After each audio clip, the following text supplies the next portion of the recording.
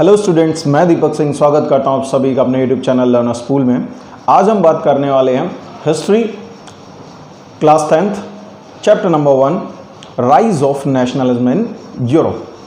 तो इस चैप्टर को स्टार्ट करने से पहले कुछ बातें हमें जाननी बहुत ज़रूरी हैं जिनके बारे में अभी हम चर्चा करेंगे। चैप्टर का नेम है rise of nationalism in Europe.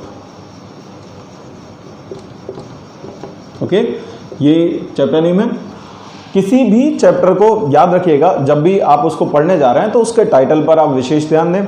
और इस चैप्टर का टाइटल है rise of nationalism in Europe. ठीक है, अब यहाँ एक वर्ड इस्तेमाल किया गया है नेशनलिज्म। नेशनलिज्म जो शब्द बना है वो बना है किससे?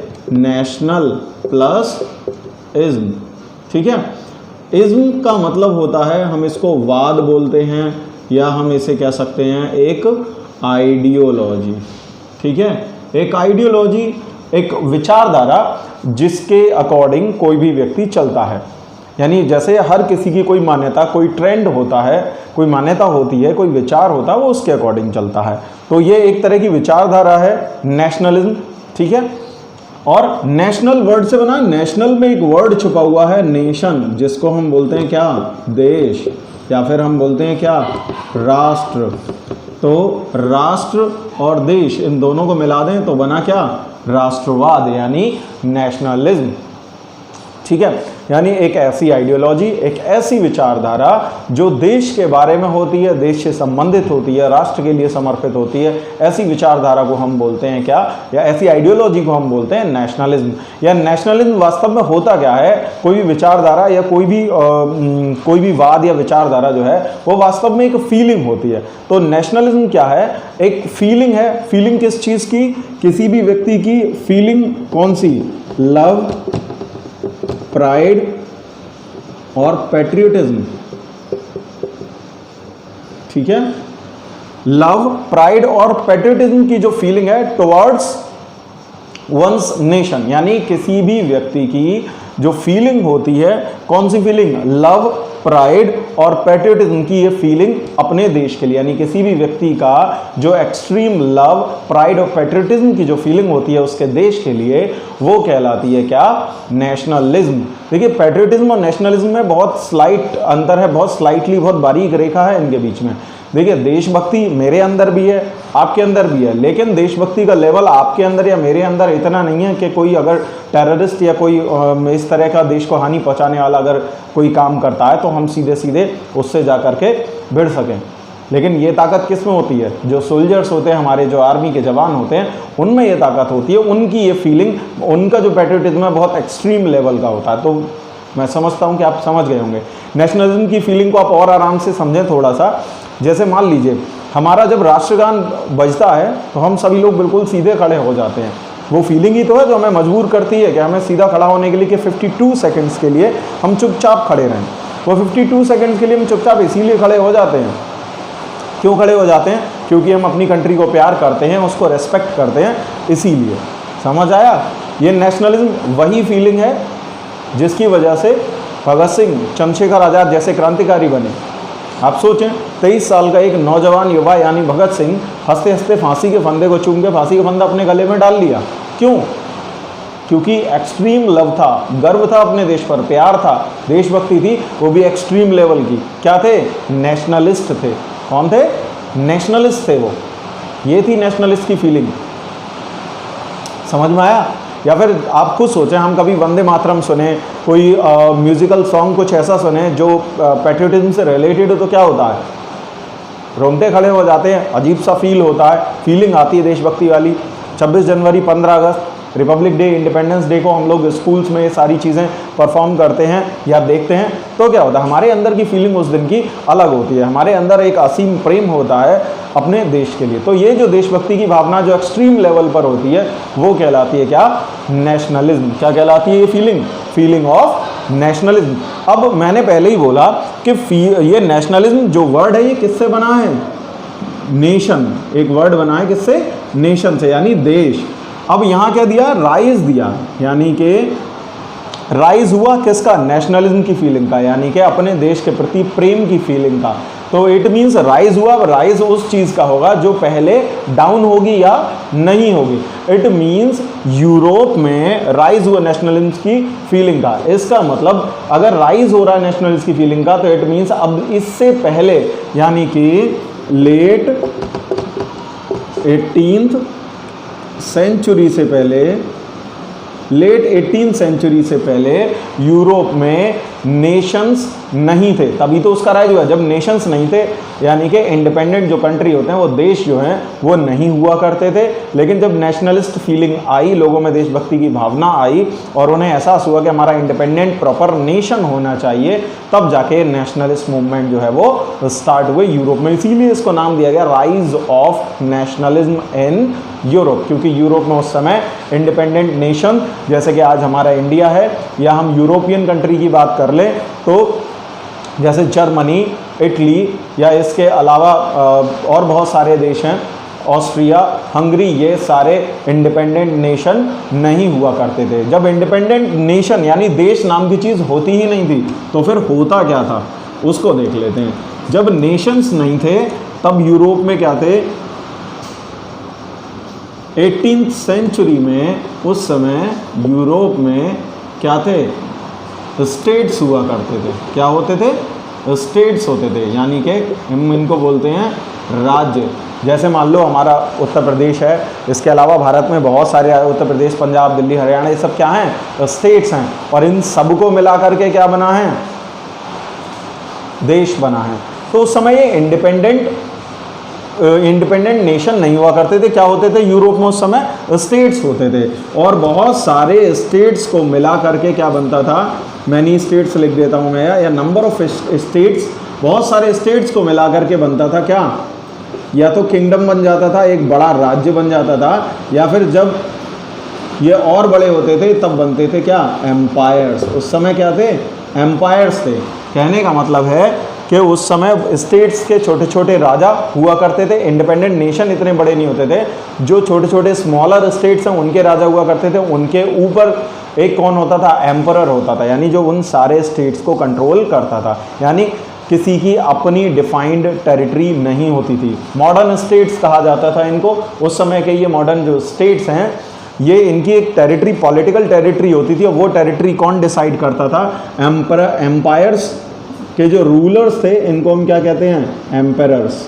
जो एम्परर्स थे वो डिसाइड करते थे। यानी इन सारे स्टेट्स पर रूल कौन करता था, एम्परर्स रूल करते थे, या फिर किंगडम के किंग्स रूल किया करते थे। तो उस समय पूरे यूरोप में एम्परर्स और किंगडम्स एम्पायर्स एंड किंगडम्स हुआ करते थे। लेकिन जो नेशन है, जो इंडिपेंडेंट कंट्रीज हैं, वो नहीं हुआ करते थे। आप इसको ऐसे समझ लीजिए, जैसे मान लीजिए इटली है, तो इटली जो साउदर्न इटली है वो किसी ओटोमन एम्पायर, मान लीजिए वो ओटोमन एम्पायर का हिस्सा है, या हम ऐसे मान लेते हैं ओटोमन एम्पायर में ऑस्ट्रिया और हंगरी ये दोनों थे। जैसे हम मान लेते हैं यहाँ पर, जैसे हैब्सबर्ग एम्पायर है, तो हैब्सबर्ग एम्पायर में ऑस्ट्रिया और हंगरी दोनों किसके पार्ट थे, हैब्सबर्ग एम्पायर के पार्ट थे। ओटोमन एम्पायर बहुत लंबा चौड़ा, बहुत फैला हुआ था। इसमें आसपास के जो भी बहुत सारे कंट्रीज थे जो कि इसका हिस्सा थे, जैसे जॉर्डन हो गया, रोमेनिया हो गया, स्लोवेनिया हो गया, स्लोवाकिया हो गया, ये सारे इसके हिस्से हुआ करते थे। यहाँ पर मैंने एक पिक्चर अटैच कर दी, उससे आप इन एम्पायर्स को मैंने उसमें दिखाया, आप उसको देख सकते हैं। ठीक है, तो बहुत सारे एम्पायर्स होते थे। यहाँ पर कुछ एम्पायर्स के मैं नाम लिख देता हूँ जिससे आपको समझ आ जाएगा। जैसे रशियन एम्पायर था एक, ठीक। अब रशियन एम्पायर, जैसे पोलैंड आज क्या है, इंडिपेंडेंट नेशन है, इंडिपेंडेंट कंट्री, लेकिन उस समय पोलैंड किसका पार्ट था, रशियन एम्पायर का, ठीक। ओटोमन एम्पायर, ठीक है। इसके अलावा कौन सा, हैब्सबर्ग एम्पायर, ये सारे एम्पायर, ठीक। इसके अलावा कुछ किंगडम्स भी थे, जैसे किंगडम ऑफ फ्रांस या फ्रेंच किंगडम हम कह सकते हैं, ठीक है। फ्रेंच किंगडम यानी कि फ्रांस में जो रूल था वो किसका था, राजा का, ठीक। इसके अलावा नॉर्वे और स्वीडन, ये भी स्वीडन किंगडम, ठीक। तो ये कुछ राज्य थे और या फिर बड़े बड़े एम्पायर थे। उस समय इंडिपेंडेंट यानी नेशन नाम की जो चीज़ है वो यूरोप में नहीं हुआ करती थी। तो अब ये जो एम्पायर्स थे इनमें हमने देखा जैसे कि हैब्सबर्ग एम्पायर है तो इसमें ऑस्ट्रिया के लोग भी हैं, हंगरी के लोग भी हैं। ऑस्ट्रिया और हंगरी के लोग दोनों का कल्चर अलग है, दोनों की लैंग्वेजेस अलग हैं, दोनों के रहने सहने का तरीका, सारी चीज़ें अलग अलग हैं। दोनों अपनी अपनी जगह के मूल निवासी हैं, लेकिन दोनों कंबाइंडली पार्ट किसके बन गए, उनके ऊपर कंप्लीटली कंट्रोल किसका है, हैब्सबर्ग एम्पायर का। तो इस तरह अब ये दोनों क्या अलग अलग होना चाहते हैं और इंडिपेंडेंट होना चाहते हैं, अपने ऊपर रूल जो एम्परर्स हैं उनका नहीं चाहते। यहाँ के लोग चाहते हैं कि उनका कल्चर है वो अपने कल्चर के हिसाब से चलें, उनकी जो लैंग्वेज है वो उसको फॉलो करें और अपने कस्टम को, अपने ट्रेडिशन को फॉलो करते हुए अपने जो मदरलैंड है, जो उनका देश है, उसको आगे बढ़ाएं। उनकी एक डिफाइंड टेरिटरी होनी चाहिए, ये सारी चीज़ें चाहते थे, बजाय कि खुद किसी के कंट्रोल में रहने के। आप इसको एक साधारण सा एग्जांपल और दे देता हूँ, इससे शायद आप समझ जाएं। जैसे भारत है, एंशिएंट हिस्ट्री का हम इंडिया देखें तो क्या ये श्रीलंका भी भारत का हिस्सा हुआ करता था, अफगानिस्तान भारत का हिस्सा होता था, नेपाल भारत का हिस्सा हुआ करता था, चंद्रगुप्त मौर्य के समय में नेपाल तक था, ठीक है। लेकिन बाद में क्या हुआ कि आज ये सारे धीरे धीरे सब आज़ाद होते चले गए और इंडिपेंडेंट कंट्री बन गए। यानी उस समय पूरा साम्राज्य था, ये भारतीय क्या था, साम्राज्य था, यानी इंडियन एम्पायर था। एम्परर कौन था, चंद्रगुप्त मौर्य। उस समय बहुत से ऐसे राजा हुए जिन्होंने कोशिश की एम्परर बनने की और इंडियन एम्पायर में अपने आसपास के जो छोटे छोटे कंट्रीज़ हैं, स्टेट्स हैं, उनको इसमें मर्ज करके एक बड़ा एम्पायर क्रिएट करने की। तो यूरोप में भी ऐसे ही एम्पायर क्रिएट किए गए थे। अब इन एम्पायर्स में जो कंट्रीज़ थी, जो कि वास्तव में कंट्रीज़ नहीं, स्टेट्स थे, जो एक इंडिपेंडेंट कंट्री बनना चाहते थे। क्लियर? तो ये कॉन्सेप्ट था नेशनलिज्म का, समझ आ गया होगा। नेशन नाम की चीज़ नहीं थी, लेकिन अब इन एम्पायर्स में क्या हो रहा था, नेशनलिज्म की फीलिंग यहाँ के लोगों में आ रही थी और वो एक इंडिपेंडेंट नेशन चाहते थे और जो एम्परर्स थे इनसे आज़ाद होना चाहते थे। तो इस सब की जो शुरुआत है, नेशनलिस्ट फीलिंग की शुरुआत, देखिए देशभक्ति इन सभी के अंदर थी, लेकिन सबसे पहले उसका विरोध जो है एम्परर्स का विरोध, यानी जो मोनार्कियल रूल है, जो डेस्पोटिक रूल है। उस समय ज़्यादातर पूरे यूरोप में एम्परर्स का, किंग्स का ही रूल था, राजाओं का ही रूल था, जिसे मोनार्कियल रूल या डेस्पोटिक रूल भी कहते हैं। और इसको सभी लोग चाहते थे, सभी कंट्रीज चाहते थे कि ये मोनार्कियल रूल जो है वो ख़त्म हो। लेकिन इसकी शुरुआत किसने की, सबसे पहले फ्रांस के लोगों में नेशनलिज्म की फीलिंग बहुत ज़्यादा स्ट्रांग हुई और इसी फीलिंग ने उन्हें हिम्मत दी कि वो आगे बढ़े और अपनी कंट्री से जो मोनार्कियल रूल है उसको अबॉलिश कर दें और एक डेमोक्रेटिक कंट्री बनाएं। ठीक है, तो इसको समझने के लिए नेशनलिस्ट फीलिंग जो है वो सबसे पहले एक्सट्रीम लेवल पर जो स्टार्ट हुई वो कहाँ हुई, जो सामने आती है, खुल करके हमारे सामने आती है नेशनलिस्ट फीलिंग यूरोप में, वो आती है कहाँ, फ्रेंच रिवॉल्यूशन में। कहाँ, फ्रेंच रिवॉल्यूशन में। फ्रेंच रिवॉल्यूशन का एक ओवरव्यू देता हूँ मैं आपको। फ्रेंच रिवॉल्यूशन स्टार्ट हुआ था 1789 में, आपने पढ़ा होगा क्लास 9th में। और यहाँ का रूलर कौन था, किंग लुईस 16 ये रूलर था। ठीक, हमने पढ़ा था कि फ्रांस की जो सोसाइटी थी वो स्टेट्स में बटी हुई थी, first estate, second estate, third estate. तो जो थर्ड एस्टेट के लोग थे, जिसमें ज़्यादातर कॉमन पीपल थे, वो सभी जो थे वो परेशान थे। किससे, जो फ्यूडल सिस्टम था उससे परेशान थे और चाहते थे कि ये जो डेस्पोटिक रूलर है ये अबॉलिश हो जाए, ये हट जाए और यहाँ एक लोगों के द्वारा चुनी हुई गवर्नमेंट यानी डेमोक्रेटिक गवर्नमेंट आ जाए। इसके लिए यहाँ के लोगों ने, फ्रांस के लोगों ने क्या किया, रेवोल्यूशन किया। अब ये रेवोल्यूशन करने की हिम्मत कहाँ से आई, नेशनलिस्ट फीलिंग की वजह से, क्योंकि वो चाहते थे कि राजा के हाथों में देश बर्बाद हो रहा है और रूलर जो है वो ऐसा होना चाहिए कि एक सरकार होनी चाहिए लोगों के द्वारा चुनी हुई, ऐसा रूलर जैसे लोगों ने चुना हो। तो ये फ्रांस के लोगों ने क्या किया, रेवोल्यूशन किया, मोनार्की को अबॉलिश किया और क्या, मोनार्की को अबॉलिश करने के बाद डेमोक्रेसी एस्टेब्लिश की। तो इम्पैक्ट अगर देखा जाए तो यहाँ एक क्वेश्चन बनता है कि what were the impacts of French revolution. तो फ्रेंच रेवोल्यूशन का इम्पैक्ट क्या था। तो पहली बात तो ये थी कि जो पहला क्लियर एक्सप्रेशन हमें देखने को मिला, यानी first clear expression of nationalism was seen in French revolution. First clear expression of nationalism. Nationalism का पहला क्लियर एक्सप्रेशन जो था वो कौन था, ये फ्रेंच रेवोल्यूशन ही था। दूसरी चीज़ क्या थी, एक नेशनल असेंबली यहाँ बनाई गई नेशनल असेंबली वॉज एस्टेब्लिश्ड।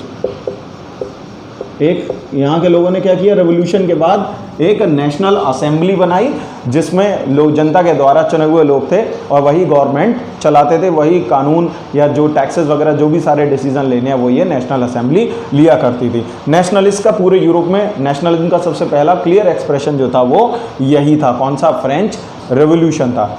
ठीक है, इसके अलावा नेशनल असेंबली तो एस्टेब्लिश हुई, उसके बाद और क्या क्या हुआ वो देखिए। और जो सबसे इम्पोर्टेंट काम हुआ वो ये कि मोनार्कियल जो रूल था वो क्या हो गया, मोनार्की वॉज अबॉलिश्ड, यानी जो डेस्पोटिक रूल था, राजा का जो रूल था वो समाप्त हो गया। अब यहाँ लोगों के द्वारा चुनी हुई सरकार जो है वो रूल कर रही थी। तो ये नेशनलिस्ट फीलिंग का सबसे पहला हमें एक्सप्लोजिव रूप जो देखने को मिला वो कहाँ मिला, फ्रांस में मिला। फ्रांस के लोगों ने सबसे पहले हिम्मत दिखाई, उनके अंदर की देशभक्ति की भावना सबसे पहले अपने एक्सट्रीम लेवल पर पहुंची और उन लोगों को प्रेरित किया, ये प्रेरणा मिली कि हम अपने देश को राजा के चंगुल से आज़ाद कराएं और एक डेमोक्रेटिक कंट्री के रूप में पहचाने जाएं, हमारे ऊपर किसी और का शासन ना होके पब्लिक के द्वारा चुने हुए लोगों की जो गवर्नमेंट है वही हम पर रूल करे। तो असेंबली बनी, उसमें लोग चुन करके भेजे गए और क्या हुआ, मोनार्कियल रूल जो था वो अबॉलिश हो गया। तो सबसे पहले फ्रांस में नेशनलिस्ट फीलिंग की वजह से ये इतने बड़े चेंजेस देखने को मिले। ठीक, लेकिन फ्रांस में भी ये जो गवर्नमेंट बनी थी, ये जो डेमोक्रेटिक गवर्नमेंट बनी थी, ये भी पूरी तरीके से डेमोक्रेटिक नहीं थी कि उन्होंने महिलाओं को वोटिंग राइट्स नहीं दिए थे। साथ में वोटिंग राइट्स जो है वो केवल यहाँ भी कुछ रिच पीपल के लिए थे और बाकी सभी हर एक व्यक्ति के लिए जो भी अडल्ट था फ्रांस में उसके लिए यहाँ भी वोटिंग राइट्स नहीं मिले थे। तो यहाँ भी कुछ डिस्प्यूट थे जिसकी वजह से फ्रांस में लगातार पॉलिटिकल इंस्टेबिलिटी चलती रही, मतलब कभी किसी का रूल आया तो कभी किसी का रूल आया। जैसे पहले नेशनल असेंबली बनी, उसके बाद क्या बना, मैक्सिमिलियन रोबेस्पायर का टाइम आया, कन्वेंशन असेंबली बनी, उसके बाद डायरेक्टरी रूल आया, डायरेक्टरी रूल भी ढंग से शासन नहीं कर पाया, तो तब राइज हुआ किसका, नेपोलियन का। तब रूलर कौन बना, नेपोलियन।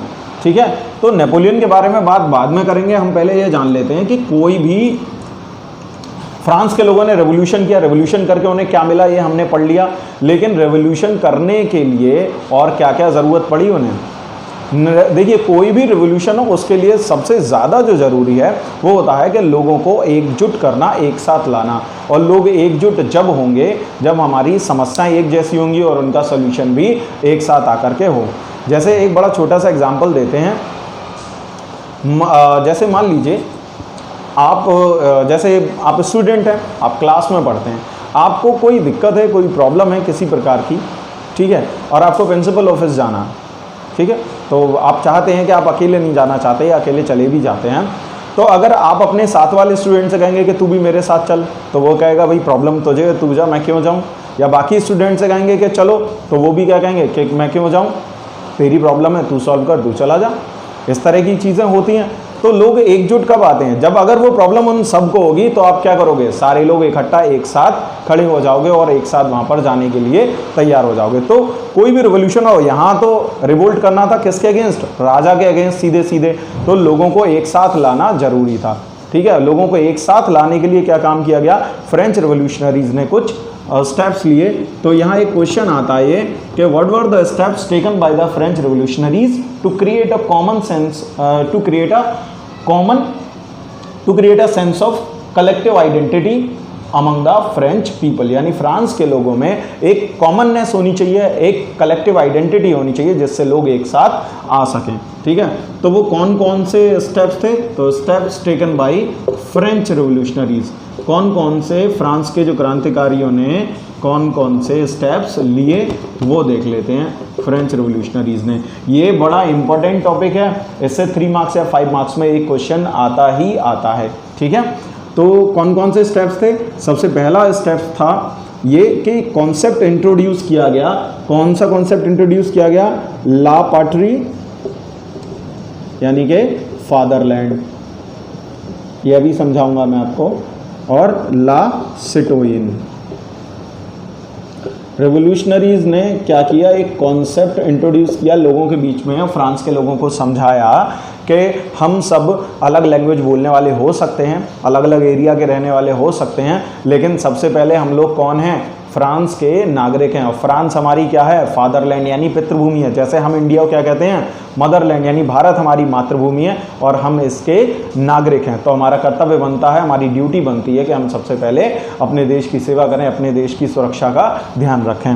तो ला पाट्री ये फ्रेंच लैंग्वेज में लिखा हुआ है, जिसका मतलब होता है फादरलैंड यानी कि पितृभूमि। यानी फ्रांस, हम जो देश है ये हमारा पिता है। जैसे हम कहते हैं भारत, भारत माता, ऐसे ही तो फ्रांस क्या है, हमारा पिता है और हम इसकी संतान यानी हम इसके सिटीजन हैं। तो हमें सबसे पहले हमारे आगे हमारा धर्म, हमारी जाति, हमारा रिलीजन, कास्ट, क्रीड, रेस, इन सब से बढ़कर सबसे पहले क्या है, हमारा कंट्री है। और जब कंट्री हर चीज़ से सबसे पहले होती है, हमारे सारी चीज़ों से, सारे फायदों से, सारी चीज़ों से आगे अगर कंट्री को, अपने देश को हम रखते हैं तो 100% जाहिर सी बात है देश आगे ही बढ़ेगा और इसी को नेशनलिज्म कहते हैं। ठीक, ला पाट्री फादरलैंड, ला सिटोइन सिटीजन। ठीक, हम इसके कौन है, नागरिक हैं। नेक्स्ट जो था सेकंड, वो ये था कि new French flag was introduced. France का एक फ्लैग जो है वो इंट्रोड्यूस किया गया, फ्रेंच फ्लैग वाज इंट्रोड्यूस्ड। और ये क्यों इंट्रोड्यूस किया गया और इसका कैसा फ्लैग था, ये ट्राई कलर, 3 रंग का एक झंडा बनाया गया। और कलर कैसा था, इसमें 3 कलर हुआ करते थे, 3 कलर थे इसमें, बीच में वाइट, नीचे रेड और सबसे टॉप पर ब्लू।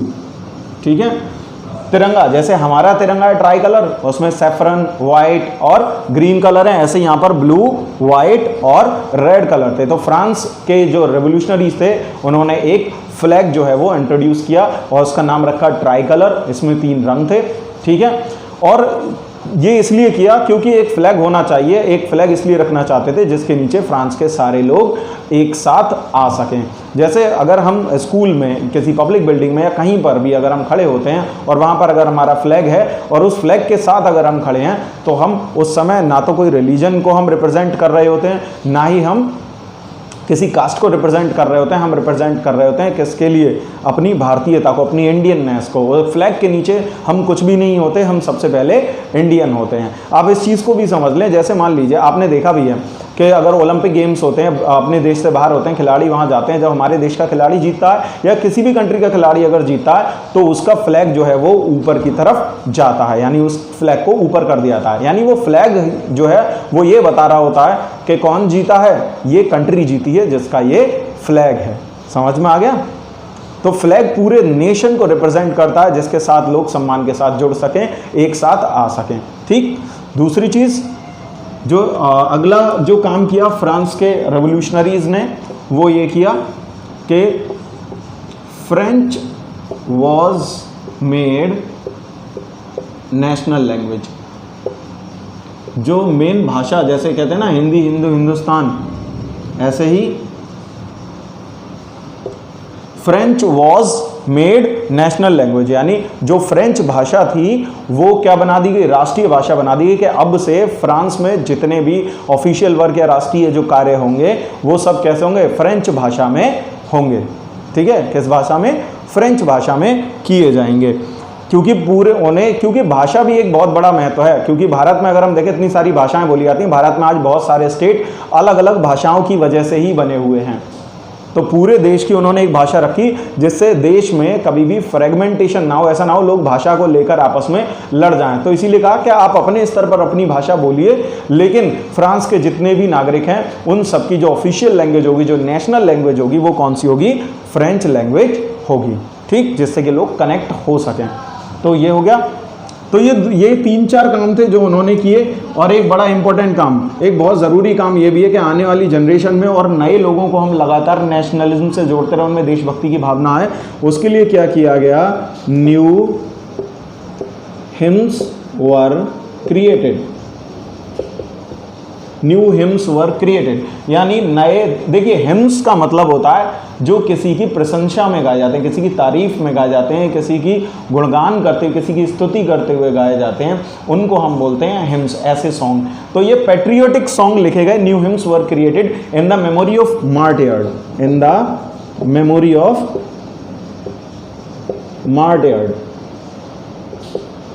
मार्टियर्स। ठीक है, जो शहीद हुए थे भाई हमारे यहाँ भी तो गाना है, जो शहीद हुए हैं उनकी जरा याद करो कुर्बानी, और ये स्कूल में बच्चों को इसीलिए सुनाए जाते हैं, दिखाए जाते हैं, जिससे आने वाली जनरेशन है इसमें भी देशभक्ति की भावना पैदा हो, इसको पता चले कि कंट्री जो है वो हमारे लिए कितनी वैल्यूबल होती है और उसके लिए हमें कुछ भी करने को तैयार रहना चाहिए। तो नए देशभक्ति गीत लिखे गए, शहीदों को याद करने के लिए दिन फिक्स किए गए, यानी उनकी जो जैसे जयंती वगैरह होती है, आज हमारे यहाँ जयंती पे छुट्टी होती है, तो फ्रांस में ये किया गया कि जो डेट्स होंगी जिनमें देश के लिए जो व्यक्ति शहीद हुआ होगा उसको याद किया जाएगा, उसको ट्रिब्यूट दिया जाएगा, श्रद्धांजलि दी जाएगी। ठीक है, तो ये सारी चीजें चलाई गई जिससे कि लोग क्या हों, जिससे लोग आसानी से रेवोल्यूशन से जुड़ सकें, उनमें देशभक्ति की भावना जाग सके। जितने ज्यादा लोगों में पेट्रियटिज्म होगा उतने ज्यादा लोग रेवोल्यूशन से जुड़ेंगे, जितने ज्यादा लोग रेवोल्यूशन से जुड़ेंगे रेवोल्यूशन उतना बड़ा होता चला जाएगा। समझ में आया?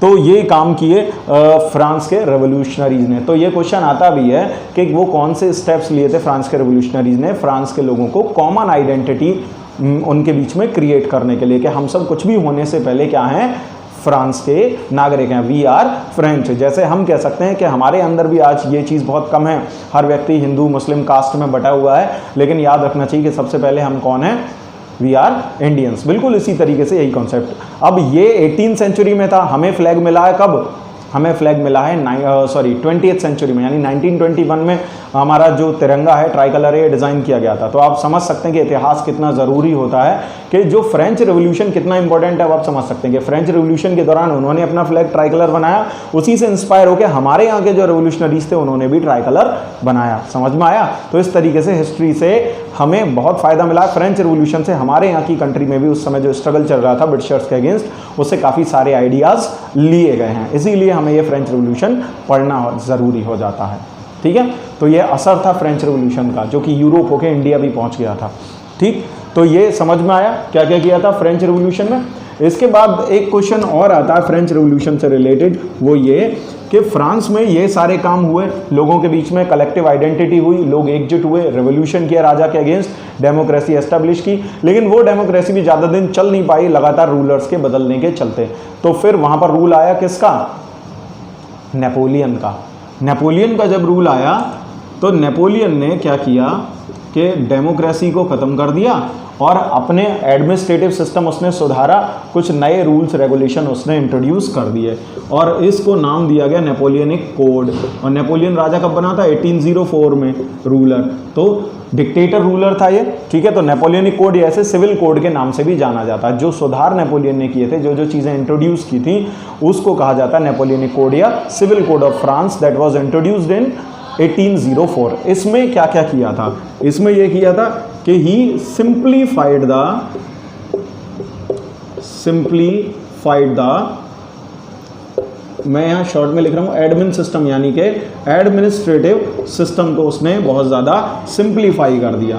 ठीक, दूसरी चीज़ क्या की, right to property was restored, right to property was restored. जो राइट टू प्रॉपर्टी था उसको रीस्टोर कर दिया।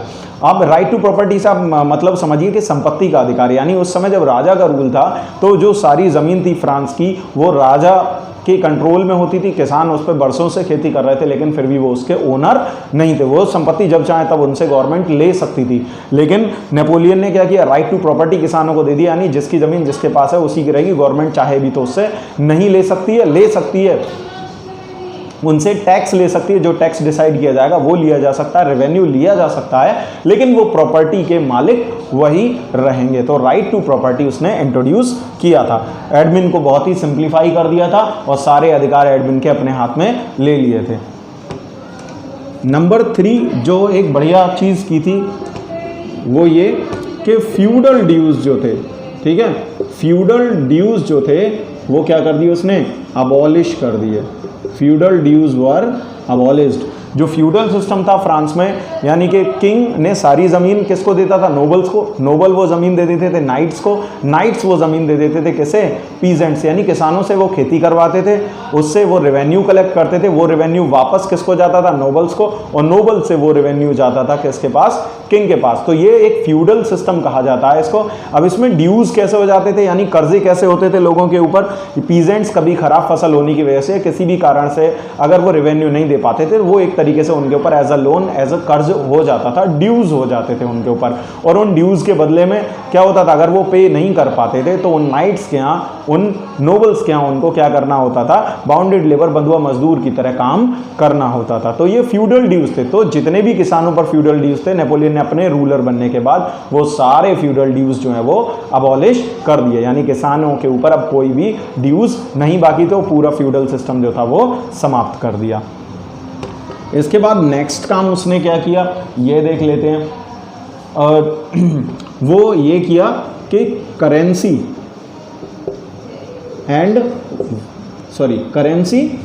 इसके बाद वेट्स एंड मेजरमेंट,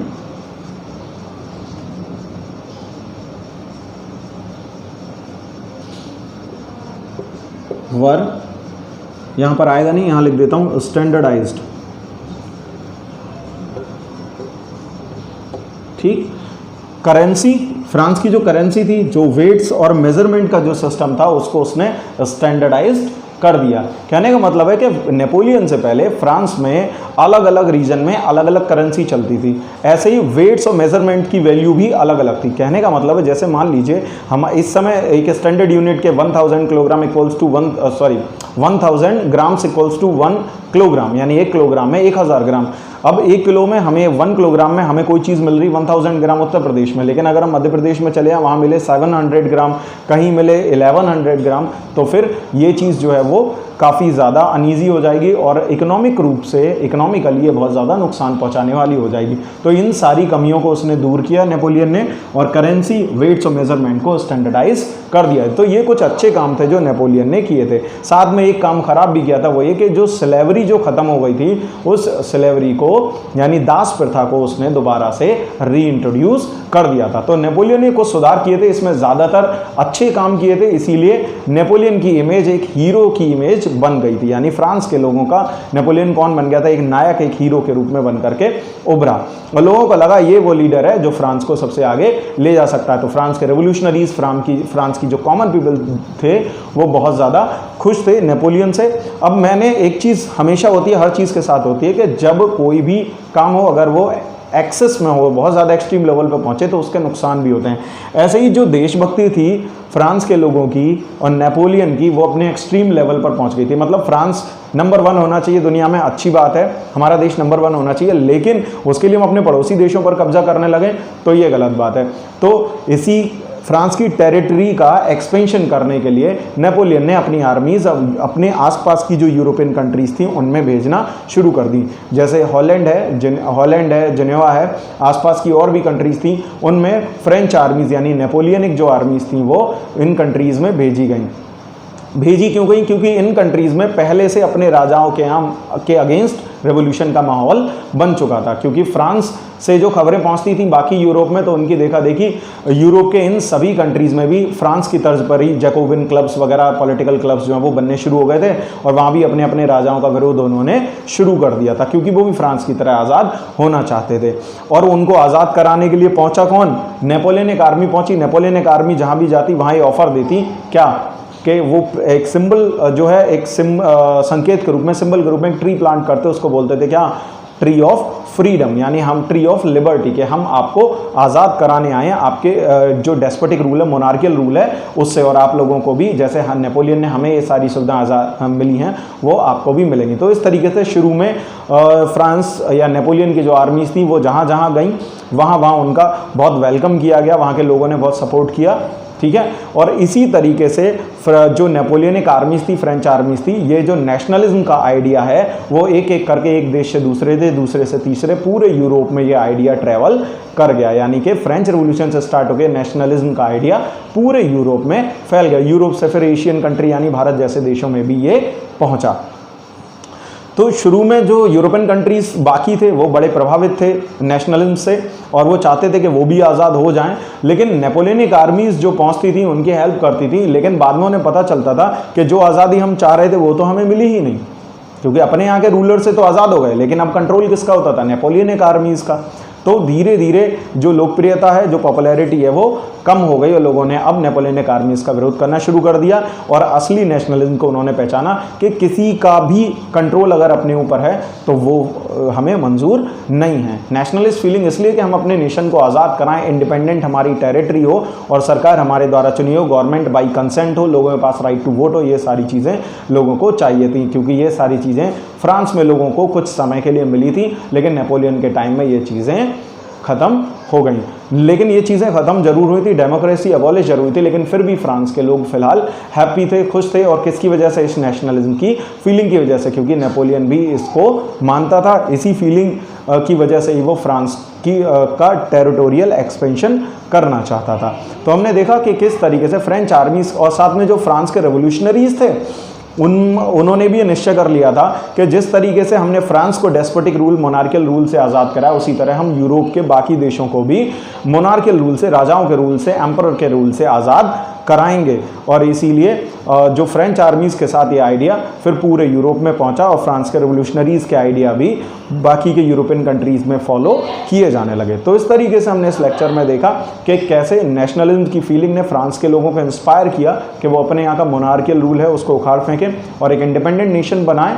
लेकिन उसमें कुछ हद तक उन्हें सफलता मिली, लोगों को कुछ अधिकार भी मिले, लेकिन बाद में डेमोक्रेसी तो एस्टेब्लिश नहीं हो पाई। लेकिन नेशनलिज्म की जो फीलिंग थी उसने फ्रांस को यूरोप की बाकी कंट्रीज से काफ़ी ऊपर पहुंचा दिया था। अब कैसे पहुंचा ये भी आपको बता दें कि यूरोप में कैसे ट्रैवल करा। नेपोलियनिक आर्मीज़ और जो फ्रेंच रेवोल्यूशनरीज थे उनके थ्रू ये नेशनलिज्म की फीलिंग पूरे यूरोप में धीरे धीरे ट्रैवल करती चली गई। आगे हम पढ़ेंगे the making of nationalism in Europe के बाकी कंट्रीज़ में नेशनलिज्म ने क्या असर डाला, किस तरीके से कौन कौन से कंट्री नेशनलिज्म से अफेक्ट हुए और कैसे नेशनलिज्म की वजह से वो भी आगे चल करके इंडिपेंडेंट नेशन बन पाए या यूनिफाइड नेशन या नेशन स्टेट का फॉर्म वो ले पाए। तो इस लेक्चर को आप दोबारा से देख लीजिएगा, ठीक है।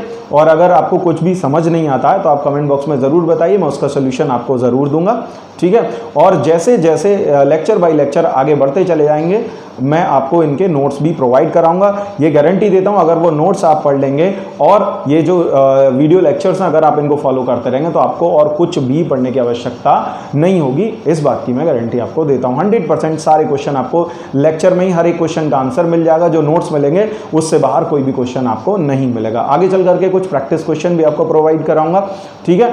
तो अगर वीडियो पसंद आया हो तो इसे लाइक कीजिए, सब्सक्राइब कीजिए और शेयर करना मत भूलिएगा, क्योंकि अगर आप शेयर करेंगे तो आपके जो क्लासमेट्स वगैरह हैं उनको भी इसका फ़ायदा मिलेगा और मुझे भी इंस्पिरेशन मिलेगी कि मैं लगातार इस तरीके के वीडियोस आपके लिए लाता रहूं। तो बने रहिए मेरे साथ लर्नर्स पूल में।